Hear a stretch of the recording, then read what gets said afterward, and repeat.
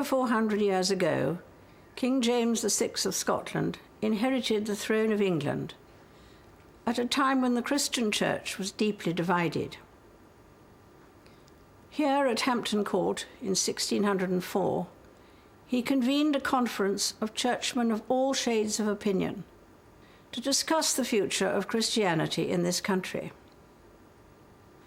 The king agreed to commission a new translation of the Bible that was acceptable to all parties. This was to become the King James, or Authorized Bible, which next year will be exactly 4 centuries old. Acknowledged as a masterpiece of English prose and the most vivid translation of the Scriptures, the glorious language of this Bible has survived the turbulence of history and given many of us the most widely recognized and beautiful descriptions of the birth of Jesus Christ, which we celebrate today. And so it was that, while they were there, the days were accomplished that she should be delivered. And she brought forth her firstborn son, and wrapped him in swaddling clothes, and laid him in a manger, because there was no room for them in the inn. And there were in the same country shepherds, abiding in the field, keeping watch over their flock by night.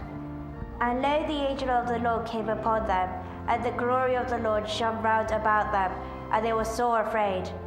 And suddenly there was with the angel a multitude of heavenly hosts praising God and saying, Glory to God in the highest, and on earth peace, goodwill toward men. While shepherds watch their flocks by night, or seated on the ground, the angel of the Lord came down, and glory shone around. The King James Bible was a major cooperative endeavor that required the efforts of dozens of the day's leading scholars. The whole enterprise was guided by an interest in reaching agreement for the wider benefit of the Christian Church and to bring harmony to the kingdoms of England and Scotland. 400 years later, it is as important as ever to build communities and create harmony. And one of the most powerful ways of doing this is through sport and games. Or play. Go, go, go, go, go. During this past year of abundant sporting events, I've seen for myself just how important sport is in bringing people together from all backgrounds, from all walks of life, and from all age groups. In the parks of towns and cities and on village greens up and down the country, countless thousands of people every week give up their time to participate in sport and exercise of all sorts, or simply encourage others to do so. These kinds of activity are common throughout the world and play a part in providing a different perspective on life. Team. Go guys, go. Apart from developing physical fitness, sport and games can also teach vital social skills. None can be enjoyed without abiding by the rules. And no team can hope to succeed without cooperation between the players. This sort of positive team spirit can benefit communities, companies, and enterprises of all kinds. As the success of recent Paralympics bear witness, a love of sport also has the power to help rehabilitate.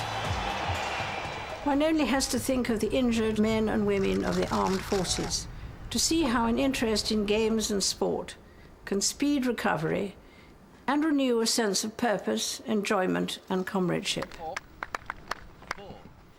Right around the world, people gather to compete under standard rules, and in most cases in a spirit of friendly rivalry. Competitors know that to succeed they must respect their opponents. Very often they like each other too.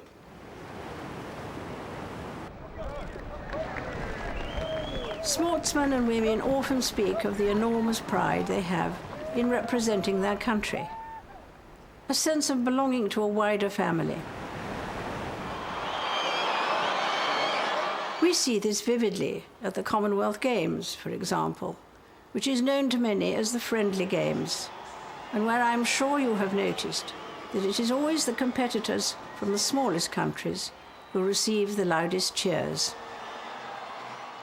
People are capable of belonging to many communities, including a religious faith.